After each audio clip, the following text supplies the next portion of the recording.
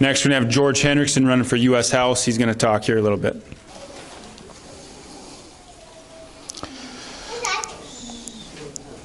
So I've gotten away with having quite a bit of free time tonight and watch everybody else get up here and give their best. And you know, it's nice to see so many bests being given. You know, I'm a newcomer to this whole process. I'm a newcomer to running for anything, and so you know, all of this to me is just a little slightly out of my initial comfort zone. Historically speaking, my primary job is that I'm a dad. You know, I'm a father of 3. I'm a husband of 1.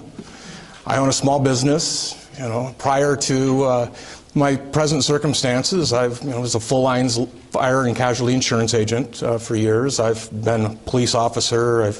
I was a bail bondsman for a long time and did fugitive recovery and was on the road a lot with that job. And so I've had a colorful career, with most of it rooted in a form of law enforcement, one form or another, and I enjoyed that. And as life grows, though, and changes, so do the things that you do and the circumstances that you follow. And one of those circumstances that is ultimately what got me here today is that my wife gave birth to our 3rd child, the most beautiful little boy I had ever seen. And about the 3rd day, as we're enjoying this beautiful, our 3rd little addition to our household, we notice that something funny keeps happening. He keeps turning blue, and he keeps doing something that looks like he's holding his breath. And so, of course, we bring the medical staff in right away every time he does it. Nobody really is quite sure what's going on. And within a couple of days, we're discharged from the hospital, and we bring our beautiful bundle home with us. And we notice that this is starting to happen more and more. We're starting to notice this happening while he's sleeping, and so, we start getting neurologists involved, and they're running tests on him, and they're not finding anything abnormal, and but yet this child keeps suffocating, and so time's going on, and we're watching this happen, where this is happening 3, 4, 5 times a day. And so so I would be holding him, and then all of a sudden he just turned blue. And so they started worrying that maybe he had Sandifers, or he had a hole in his heart, or there are a lot of conditions that mimic this kind of thing. It's all serious conditions. And so we're all lamenting and worrying over this little beautiful boy that was given to us. And so as time was wearing on, we discovered that he may have a condition of laryngomalacia, and that this could be causing what was his suffocating. And what that is polyps in the esophagus. It seals the esophagus shut. And so when we took him to a specialist for that, he scoped him down the throat, said, yes, that's absolutely what's happening. Matter of fact, we need to prep him for emergency surgery. And we took him straight over the surgical tower, and they went in and operated on his throat. And when we got all done with the operation, he says, well, the surgery was a success. The throat is open. Everything looks good. If this continues, you're going to need to see a neurologic specialist, because if this isn't why he's turning blue, then it's going to have to do with his brain function. So months went by, and we're having EEGs done, and they can't figure out what's going on, All of a sudden, finally, one day after we waited entirely too long for the doctor, because the doctor was horribly busy that day and running way behind. I mean, we'd literally been in the office for like 2 hours, and we're finally now leaving. And as we're leaving, he does it right there, as she's walking down the hallway, and she sees it, and was able to diagnose him finally. And so we've determined that what was happening to him was a seizure. So he has epilepsy. So the first thing we do is they start slamming him with huge doses of phenobarbital. Okay, we use a derivative of phenobarbital to kill people in the state in the prison. So phenobarbital is a pretty vicious barbiturate that you give people, but it stops seizures in infants. And so they give him a ginormous loading dose of this and send us home, and he starts doing really, really well. And we're getting monicum of seizure control. And he's not holding his breath as much anymore. And as time wears on, that changes. And he gets better, and we get to a spot where we go like 30 days without a seizure. And so because he'd done really well and he was in the doctor, they decided that, he needs to have a little more medicine. And when that happened, it created another neurological reaction with him, and we never got seizure control back. And so from that point forward, we were, 3-4 medicines at a time, and we can't get seizure control. So as time was wearing on, we discovered that there was a problem in his neck, and they wanted to start fusing the vertebrae on his neck. And so we ended up going to a specialty hospital in Denver. A friend of ours knew the head of the hospital. The head of the hospital called me and said, "Hey," I was really surprised. It was 9 o'clock at night one night, and he says, "Tell me about your son." And I told him, he says, "You know what? Don't do anything. Will you please bring him out here to me?" He says, "I'll put together a team and let us have a look at him." So we did that. We rounded up all of his medical records, sent him out there, and we took our bundle of joy and our other 2 bundles of joy that came before him and went out there, and they did. They had a whole team set up for us, and they had, we had an epileptologist, we had a geneticist, and a neurosurgeon. And so as all of them were taking a look at this child, the geneticist decided that since there was this bone abnormality that was in the neck, he wanted to see the rest of the body. And so they did a complete body scan of this child, and we discovered, and this is at 6 months old, that his femurs weren't connected to his hips. So this little child that can't crawl around, well, now we know why he's not crawling around, because his legs aren't hooked up. And so now this poor kid's in a spica cast when he comes back home and has surgery for that, which goes from his armpits to his ankles and holds him in this horrible position. It was terrible. And so, we're into our first 6 months of life with this child, and it has just been a daily trauma. And we still don't know why he's having seizures. Finally, around 9 months old, the epileptologist from the specialty clinic determined that was able to discover that there was a genetic malformation in my son, in the SCN1A gene. And that particular malformation makes him highly susceptible to neurological reactions to different kinds of medicines and ingredients in medicines. And that is why we saw such a huge uptick in his seizures. It's very common with children with an SCN1A, and the actual condition was called SCN1A Dravet syndrome. And it's rare. It happens to about 40,000, 1 in 40,000 people. So now that we know what the problem is, they discover the haploid number, so they know what kind of medicines they can put with the child that work with him, because they've been genetically keeping records for this for about 20 years now. And of course, my son's the lucky kid who has the very first haploid of his genetic number. So he's number 1 of 1. So they have no idea what's going to work with this kid. So as he's growing and his seizures are getting worse, and then we're giving him more and more medicines, we're combining Omphy with Keppra with, all kinds of, and some of those medicines have very harsh reactions, and we're not getting seizure control. And so we finally got to this point where the doctor said to me, he says, "George, we are either going to have to increase all of his medications, or you're going to have to take a serious, because I know you're not a fan of that." And he says, "So we're going to have to take a look at putting him on a strict ketogenic diet, and you might have to consider medical cannabis as a treatment with it." Now, having been a law enforcement officer, and all of my family been in law enforcement, and some still are, and that wasn't really on my radar. Okay, even though I was at a specialty hospital in Colorado, that wasn't on my radar. And so I went home, and being the good investigator that I am, I sat down and was looking for peer-reviewed studies to back how this would work, not something from High Times or Leafy or something like that. I wanted the real stuff. Well, there was no really good data in the United States. The place, though, that did have really good data was the Hebrew University in Jerusalem. And they've been using this as a medicine and researching it since about 1969.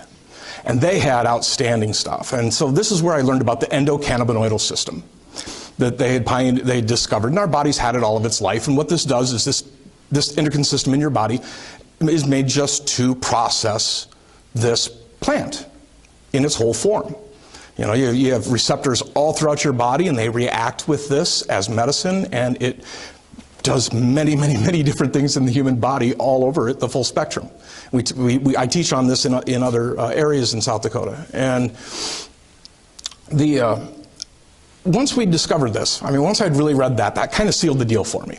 If we've been consuming this plant as a vegetative food for 6,000 years, or however you want to consider we've been here, that's good enough for me, and I think it's good enough for my kid. And so at this point in time, I think, well, okay, great. Now I just You gotta get it here in South Dakota, right?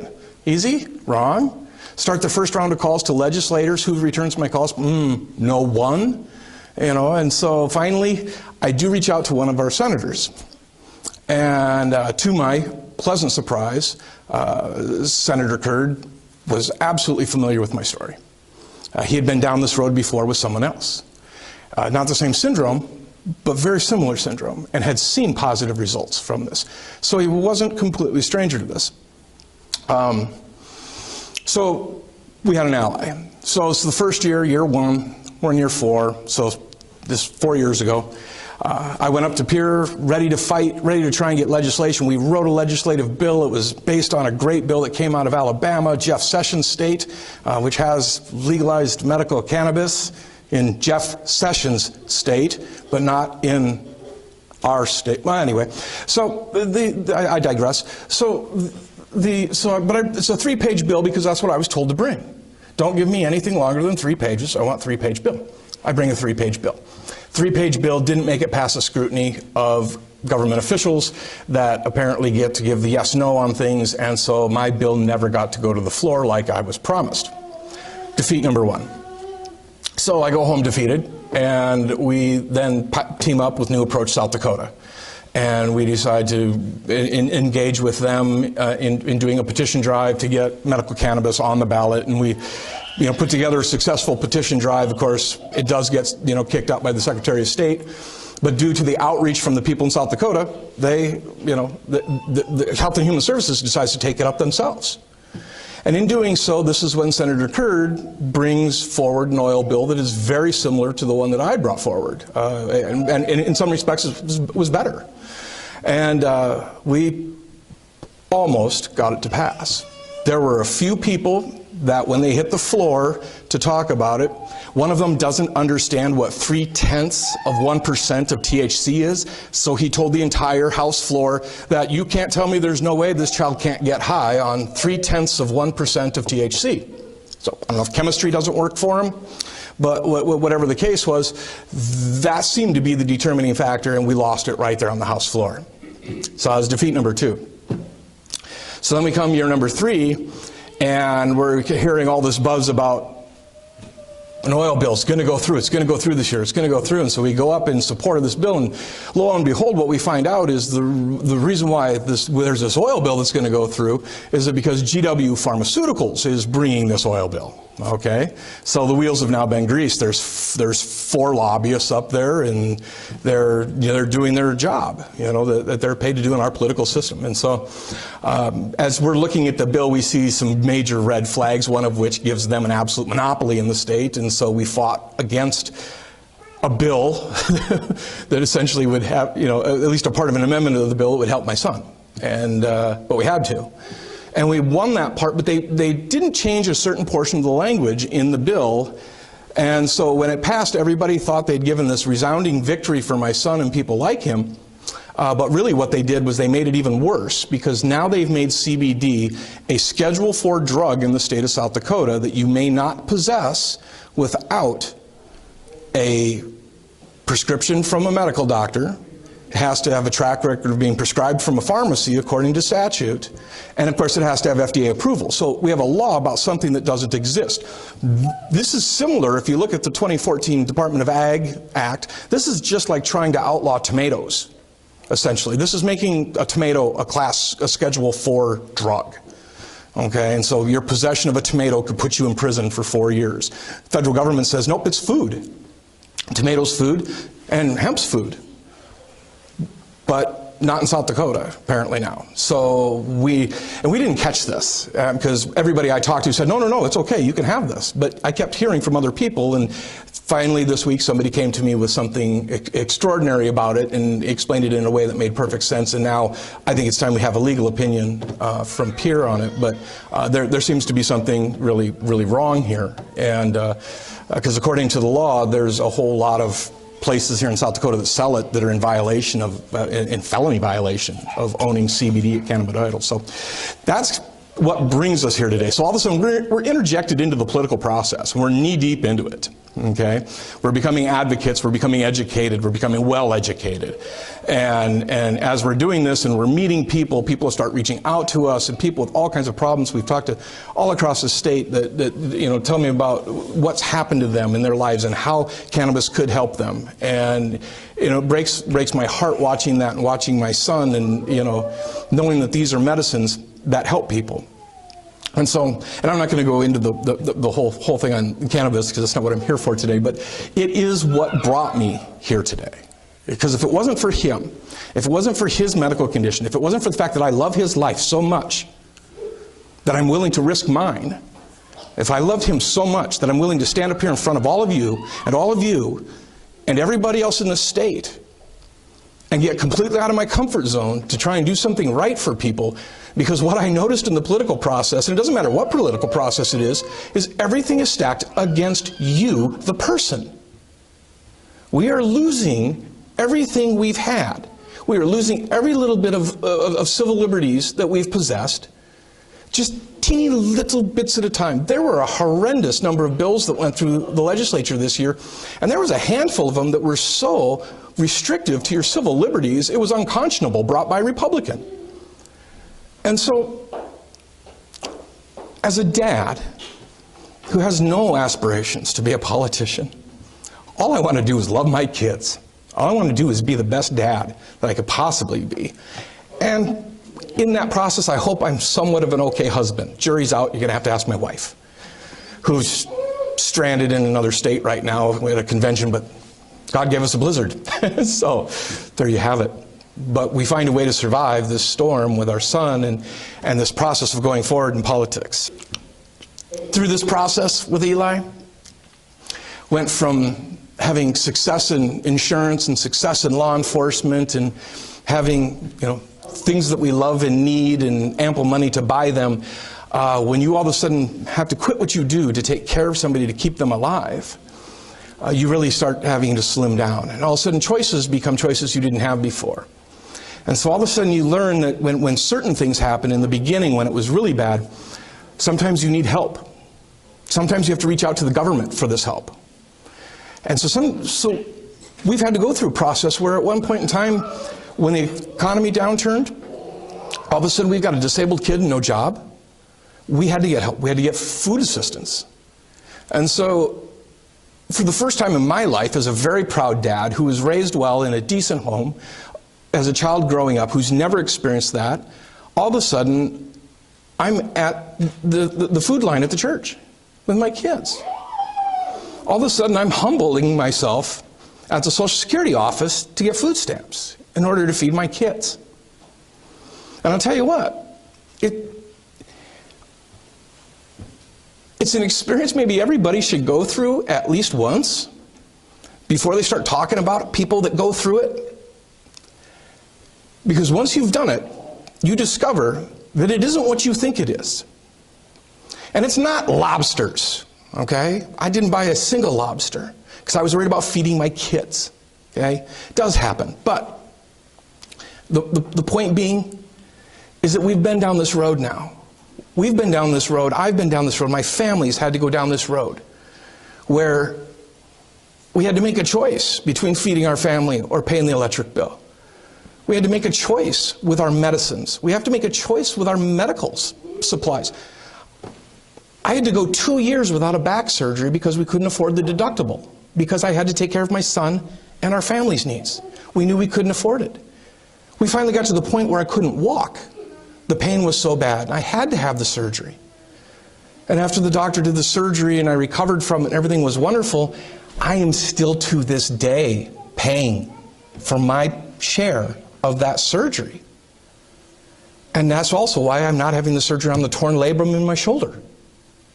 I can barely lift my son, but it's because I'm in that place where I have to make choices. Like probably every one of you, or you know somebody, or you're real close to it yourself. That is something that is unheard of in Congress. That is something that is probably not even really well heard of in our legislature. But I hardly doubt that Paul Ryan or Nancy Pelosi have ever had to not have a medical procedure for fear that they wouldn't have enough money to pay their light bill at the end of the month. I'm just thinking it hasn't happened. But that's the kind of person we need, looking at bills that are coming across the table to see what we're going to do to help people. When we start talking about reforming welfare, right now there's only two options on the table for reforming welfare, and if you ask me, they're both wrong.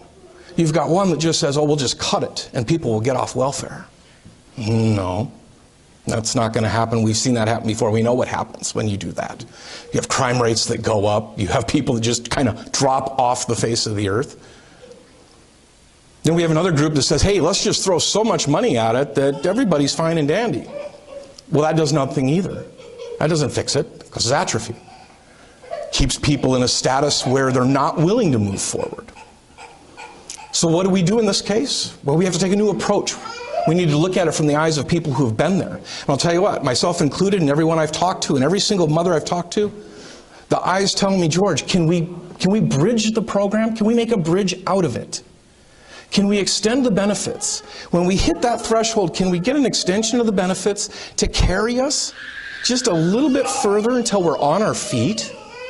So that when we have that new job and we lose all of our benefits, I don't all of a sudden have to choose to go back on disability or go back on welfare so I have Medicaid insurance because my kid got sick?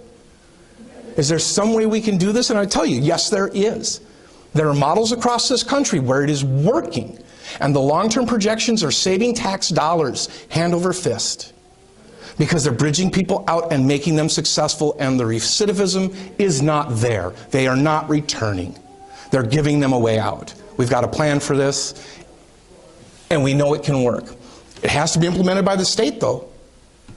But we have to make it available from the front end, which actually should be the back end. But it's Congress, and it's the front end now.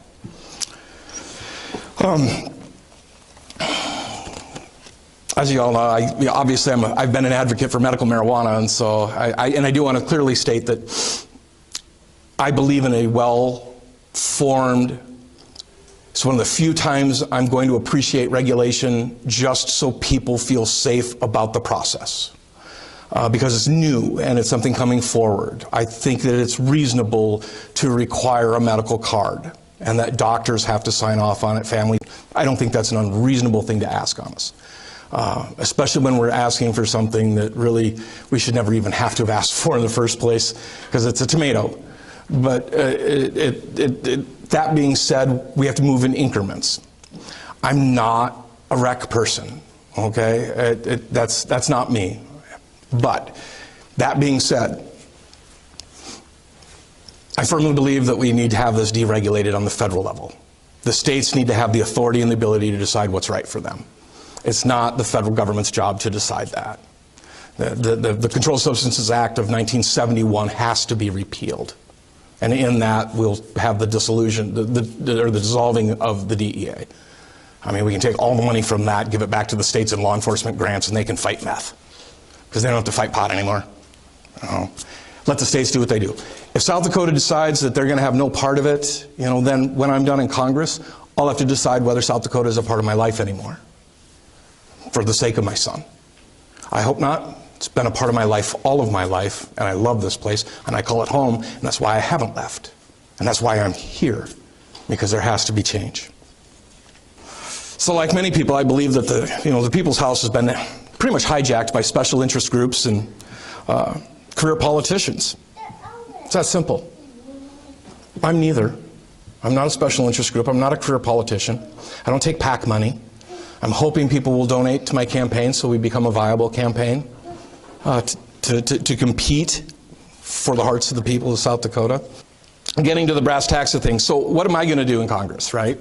So we got three key things. I mean, we all know that I want citizen legislators there. So I'm a pro-term limits guy, and we know that I want to reduce the size of government. We know that I want continuity of constitutional continuity. I mean, those are no-brainers. But there's got to be at least three main things that we're going to have to make a hard drive on. So those three things are going to be this. One is taxes. We need to have a simplified tax plan. You know, the tax reform bill that just came before us, which is funny they call it a tax reform bill because it's not, it was a stimulus. I mean, if it was a reform bill, the whole thing would be permanent. And so because some of it expires, it's not a reform, it's a stimulus. But it gives a roadmap. It's just going to show a lot of people that haven't been alive long enough to see what happens when you reduce taxes. And so it's either going to do what a lot of our founding fathers have talked about in the Federalist Papers, that it's going to help, you know, stir up the economy, create more jobs and these kinds of things, or it's going to fall flat on its face. And then we're going to be looking at the other alternative, which I don't think it's going to fall on its face. But personally, I think our entire tax system's wrong. So if we look at the Federalist paper, you know, Federalist 21, you know, our author is talking about using a consumption tax. Okay, and I've gone round and round with a lot of people about the different ways of taxing people, but there's two things I don't like taxed. I don't like my property taxed because if I've worked hard and I've paid for my home, but I'm not a wealthy person, and my income is limited, but the house is paid for, but I still have this $300 a month bill I got to come up with to make my $3,600 tax bill at the end of the year. You know, it just, what? I mean, this shouldn't be. You should be able to live on your property without having, there are other ways that we can generate our revenue. And so it's a state issue though, but it is where just where I stand on that. So getting back to the compulsory tax or the consumption tax, what they're talking about in Federalist 21 is the fact that it's actually one of the purest forms of tax, because it's not penalizing you for working hard. It's only taking a portion of what you consume to operate the government. And it works retrospectively without the Congress in showing the Congress whether their taxes are too high or too low. Because if they set their sales tax too high, people quit consuming. The rich people quit buying yachts, and the Trumps quit buying jets, and the George Hendricksons quit buying bicycles, okay? Used ones. But when the taxes go low, all of a sudden I'm buying used cars for teenage daughters. Oh my God. And so does Trump. He starts buying more jets. And so does GM. They open more manufacturing plants, and people have more income in their pockets, and they're spending more money, and everybody's happier. And we watch a tax base that is not penalizing the people or industry. It is fairly equating tax across all spectrums of our country. It eliminates the class tax. There's no more poor people, there's no more middle income tax, and there's no more 1% or high end. Everybody is taxed on the same barrel. It's all according to your consumption. If you need to save tax money, don't spend as much. Less cats, Aaron. Less kitty litter. Less money out. That's tax. Second thing we want to deal with is agricultural free market. Okay, South Dakota is an agriculture state. It's our #1 industry. It drives everything in this state. We need to have free markets, complete free markets for agriculture. But we also have to have good products for them to market.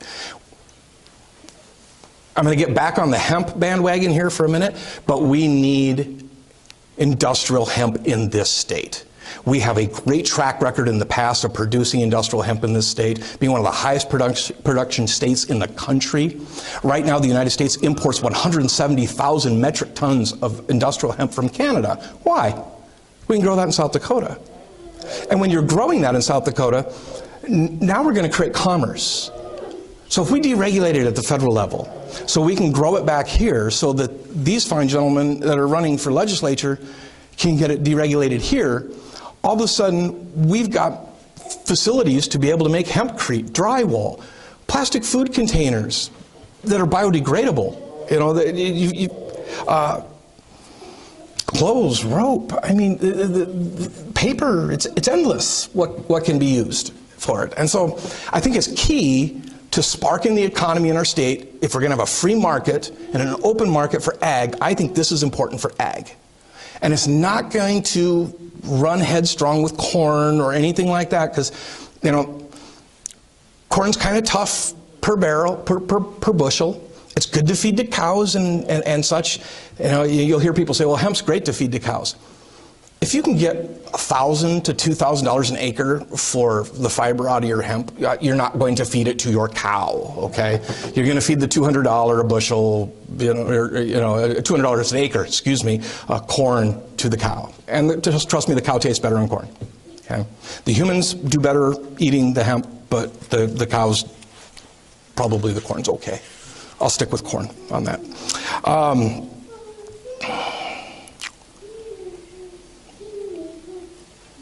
Yeah, okay. Yeah, the trickle-down effect of that is just incredible, though.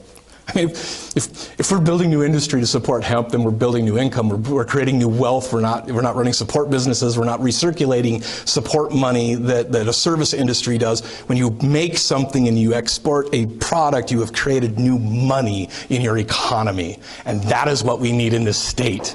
And that is why we need people who will drive that home. And I have to drive it out there. Number 3 is going to be our favorite topic, but it is one of mine. It's chop bureaucracies. I mean, we have a government that has run out of control.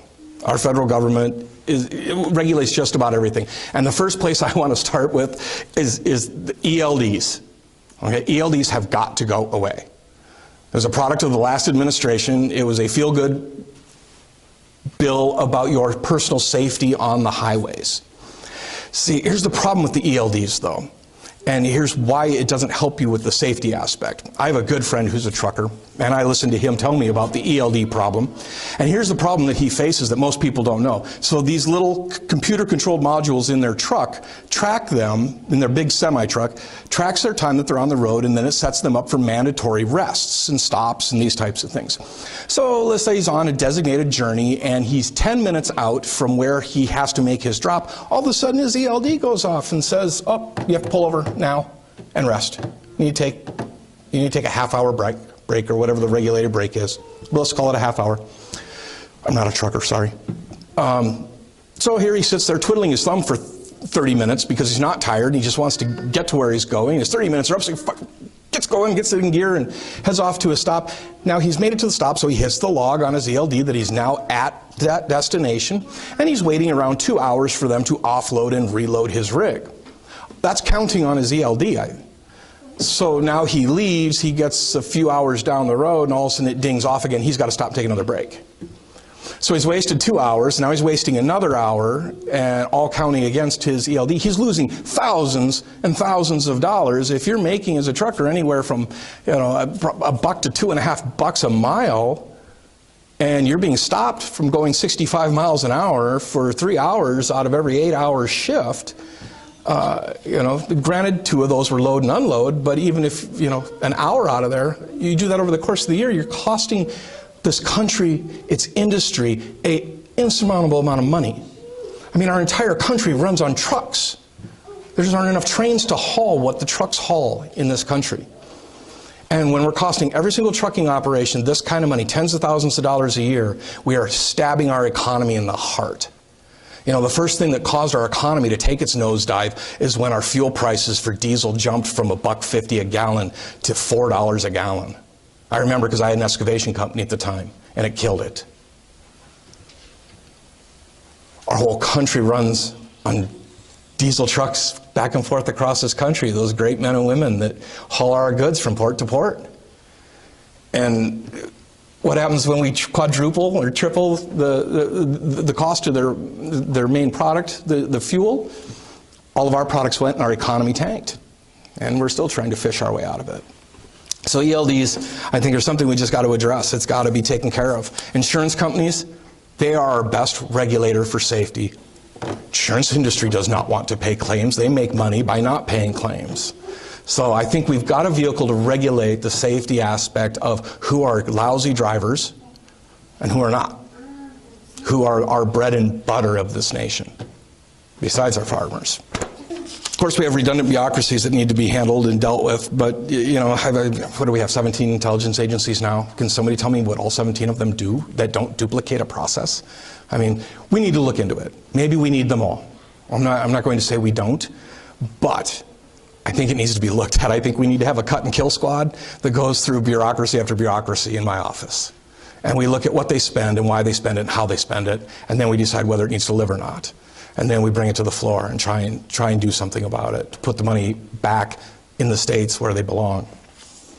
We need to stop holding states hostage with tax funds, road funds. Everybody had to wait till they were 21 to drink because the federal government held you, Congress held you hostage. We won't give you any money if you don't enact this law, take this liberty away. Well, that's got to stop. I won't support any bill that has that, period, ever. Not in your life. My goodness, that was number 3. Steve? Can I ask you a question? Sure. You're aware that in 1942, Hemp for Victory was a war cry. Okay. So industrial hemp, yes, it has its place. The other thing, you talked about the ELDs for truckers. As a rancher, you can't load a cattle on a truck and have them sitting someplace getting hot. They're going to die. So, isn't a comment that you can't legislate safety and morality, or you cover what you just said? Well, it's exactly, that's exactly what it's saying. And even more to the point is it's actually legislation that is costing us commerce. I saw an article that down south, they found an entire trailer load full of chickens, dead. Nobody knows why. I'll tell you why. Probably the ELD. The guy's load had to sit too long in the hot southern sun, and well, might as well unhook. My job's over. You know, I just lost, you know, I don't know what a truckload full of chickens costs, but... the argument for industrial hemp is, I mean, it was here in 40. It could still be here. It is, and that's just it. I mean, like I said, in the 40s, South Dakota was the largest industrial hemp production state in the country. And so it needs to get back to that because we've got the ability to do it. We've got the resources. I know the people. I mean, we can make it go. I would just point out that the products are here already. Yeah. I can go to any Walmart in South Dakota and see hemp as a food product, or hemp products on the shelf in lotions. Yep. So the only thing that's being limited is South Dakotans from being able to make a profit off of it. And like you said, the retailers can make a profit, but the actual producers can't. And I tell you what, there's a lot of savvy businessmen and women in this state that if they know somebody's putting up 10,000 acres of hemp that's going to have 3 harvests per season, and they're going to have 1 harvest for oil, 1 harvest for seed, and 1 harvest for husk. They got 3 different businesses they get to drive on.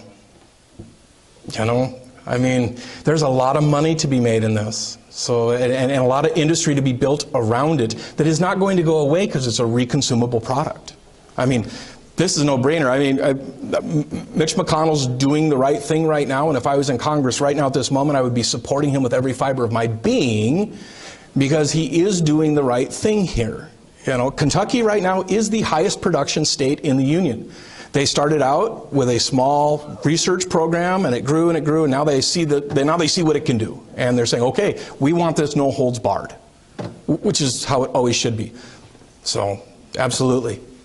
What is your money figure for the hemp coming in from Canada? The last one I saw was 170,000 metric tons annually, was the last one I saw. And the last figures I was given by a hemp producer in Colorado who only does industrial hemp, so he's not a medical marijuana grower. He's not a medical cannabis grower. He's just an industrial hemp grower. But he said that their last harvest from this season was bringing in, I think he said, between $400 and $800 an acre for oil and seed stock, and then on the fiber, it was their last harvest. They got $2,400 an acre. So, you know, I mean, and that's not maybe always the norm. That's just happened to be what the economy there is driving at that time. Most of it was being sold for hempcrete and drywall. They make drywall fiber out of it.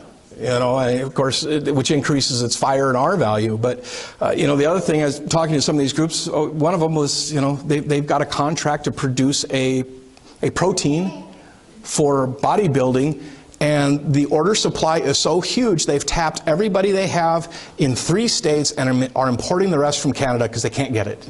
Can't get enough. Can you physically produce any documents or any evidence that marijuana has been the #1 cause of anyone's death in this nation or this state? I can't, no, because there is no... Any that you know of? I've never seen a single record that has showed a person's death from the actual reaction from cannabis. Now, that being said, there are some things you have to be careful of with cannabis with prescription meds, because cannabis is primarily produced or processed by the P450 cytoplasm enzyme in the liver.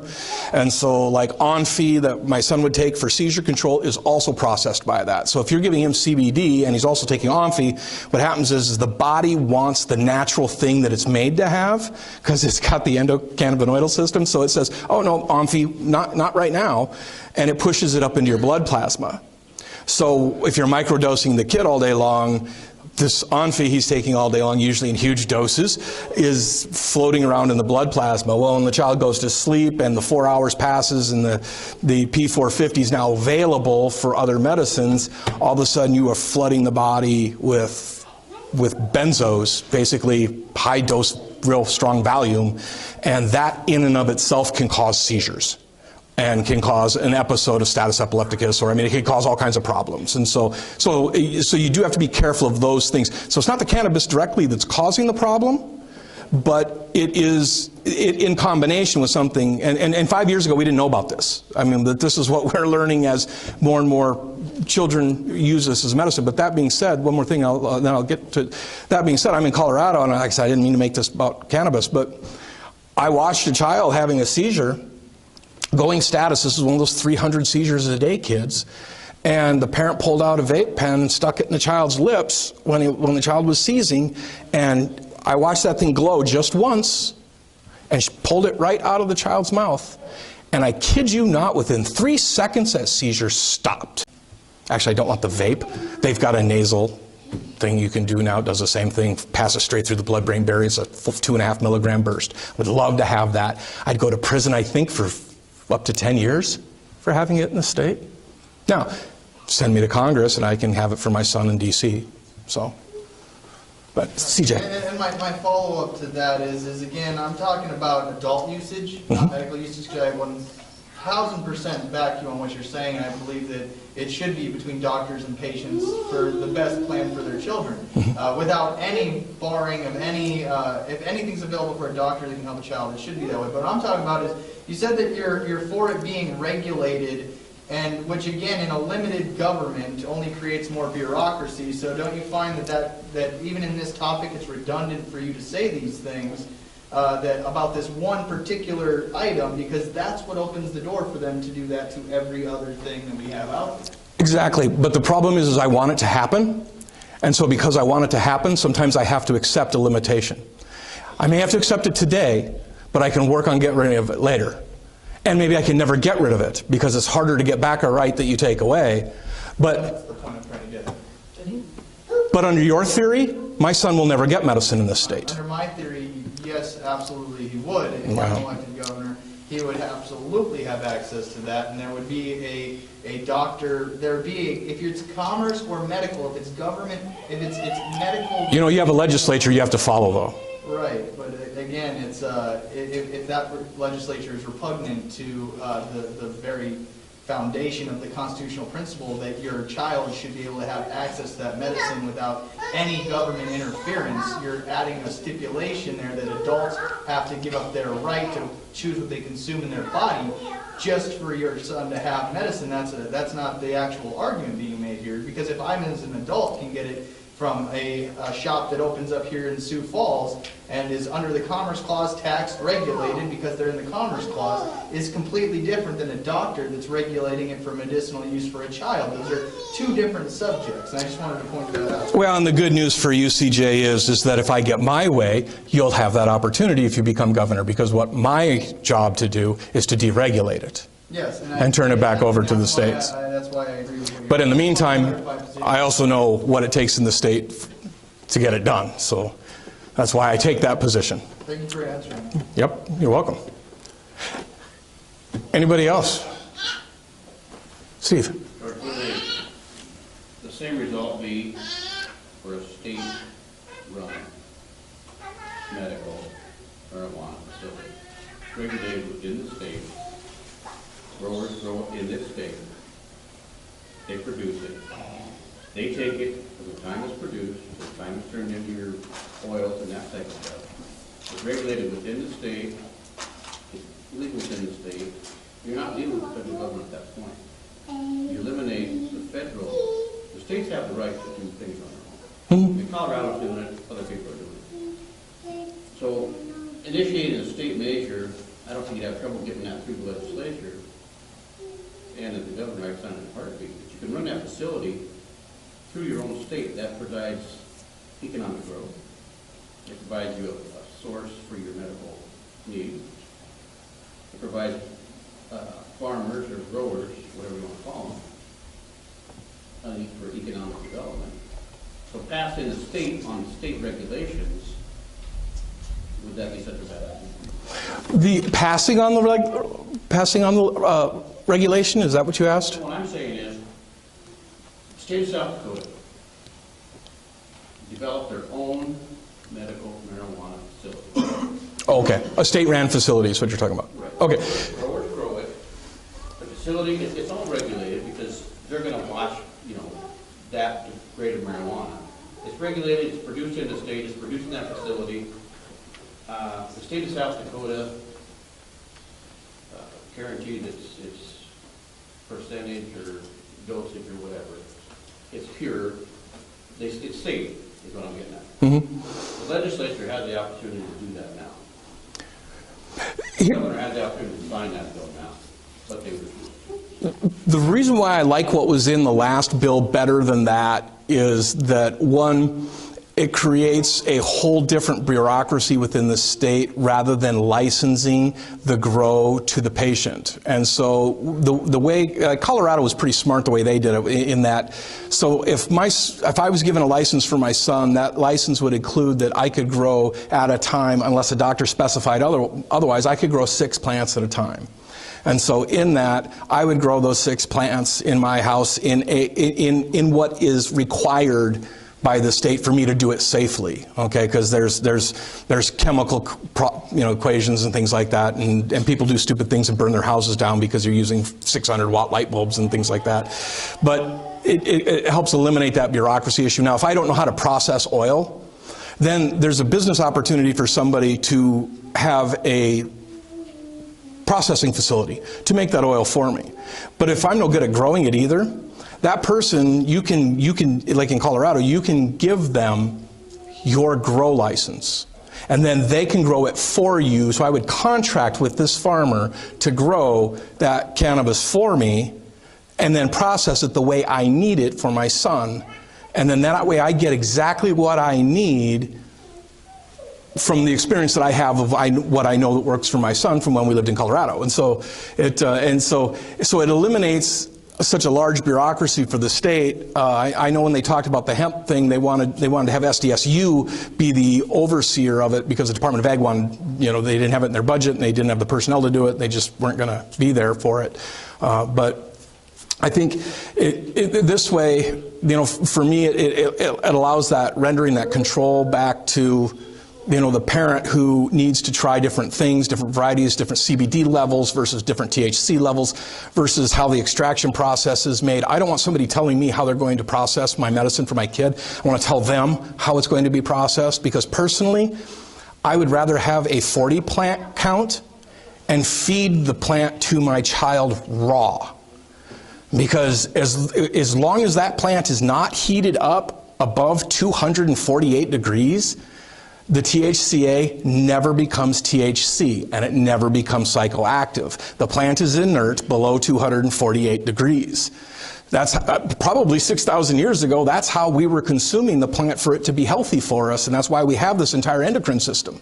So to me, the real plight is with deregulation of it in Washington, I would hope that South Dakota would follow the same protocol that Alaska did, where they allowed a certain amount of personal growth right in your own garden with your tomatoes in your own house, you know, and whatever you do there's fine, and just don't take it off your property. If it goes off your property, you become fair game to law enforcement, and you know, and that sets the boundaries for the people that are afraid and for the people that use recreationally versus the people who need it for medicine, who would feed it to their son to keep their son alive. So that's the problem with the state-regulated issue, and so it's just like Medicaid or Medicare for all. You know, I have a big problem with the state regulating an entire industry, because my son at one point in time, he was on clobazam, okay, which is a high-power benzodiazepine again, and we had to have it compounded into a liquid so he could take it, because he was just little. He was 2 years old, couldn't take the big pill. And as long as there's not a commercially made available product, he has to have the other. And so all of a sudden, during this process, they came out with a commercially available product, right, called Onfi. And so Medicaid at this time would no longer pay for the compounding of the clobazam because there was a commercially available one, right? Now remember, we went in to get his medicine because he was going to be out in a day or two, because that's how you get medicines. You can't get them a month in advance because they think you're, you know, a druggie. And so here we are, a couple of days of medicine left. We're going in and to get his clobazam, find out that he can't have it, has to have this Onfi. So we have to scramble and have a prescription written for Onfi now because Medicaid says he has to have this medicine. We get it, then Medicaid says, oh, I'm sorry, we won't pay for it. It's $6,000, you have to pay for it yourself. Oh, why won't you pay for it? Well, it's not FDA approved for children under 4. My son was 2. They're going to kill my son. If my son does not, if you take a child that's 2 years old off of benzos like this, it will cause a psychotic break. They will go into status epilepticus and their brain will cook them to death. So we call my doctor in Denver. We say, what do we do? He says, I'll write you a prescription for 10 diazepam shots, rescue kits. And you give rectally. He says, just every time he sees us, give him one. And we'll just do that for as long as it takes to sort this mess out. I mean, my goodness. Luckily for us, a smart nurse called the manufacturer. The manufacturer gave us a 90-day supply on them. They called the pharmacist and said, as long as he has a valid script, we're paying for it until they get it settled. And so the pharmacy, for once, kept my kid alive. I mean, they actually stepped up and did the right thing at the right time, and I'm ever grateful for that. But that's kind of that whole, the state just isn't going to do it quite as well. I would rather have regulations within the product rather than let it be a regulatory body. I see it as the lesser of two evils, you know, and I see CJ shaking. He said yes, and he thinks that that's better than what I was thinking too. And so, I hope I've articulated it back in a way that you understand. Whereas, as a dad looking for medicine for his son, why I feel that way. I mean, that gives you a base to start from. You can slowly, once it's accepted, you can slowly work away from that. Government never gives up control. What you do is you let the Flandreau tribe have it again. What's that? Let the Flandreau tribe do it. If you want to have one regulatory body do it, let the Flandreau tribe do it. They can produce $5 million worth of plants inside of 3 months. I mean, they've got the facility, they know the people, they can get it done. They can make the money. They're sitting on hollowed ground anyway, and you know, they'll and I can give them the license, and they can tell me the varieties they have, and I can say, okay, I want to try this one, but I want you to breed it with this one. And they've got the facility to do that. They've got all the equipment. I mean, that's a turnkey operation with Flandreau. That's what I'm saying. Yeah. I mean, I would be down for that, because then the tribe's running it, but... There's several different entities within the state, the tribe. Yeah. The state should have their own entity. I mean, it's doable. It is doable. It is doable. It's something that needs to be slipped into. I know your situation, you need it now. But to get the ball rolling, get these things started and ease into it, then it's going. And I'll be honest with you, if we deregulate industrial hemp, and we have industrial hemp growing all over the state, and which is non-psychoactive, you can't smoke industrial hemp to get high. I mean, God, you'd have to smoke a lot of it, and it's still not going to work. But I'll tell you what, I'd be more than happy to go when a flower's on, go chop a plant down and feed it to my kid, because it's still going to be loaded with CBD. I don't care what kind of dashboard you're going to make out of it in Detroit. It's going to be loaded with CBD for my kid. So, all right. Thank you, everyone. I think we've overstayed our welcome here at the hotel, and I appreciate everybody who's been here and the questions from Steve and CJ and Greg and everybody. I thank you very much and have a good night, and be careful driving home if that's what you have to do, and if you're staying the night, have fun with that. So again, thanks to everybody for coming out. Again, drive safe until next year. Support those campaigns out there, and we'll see you soon. Thank you so much for taking the time to watch this video. My name is George Hendrickson. I'm running for the United States Congress, and I approve of this message.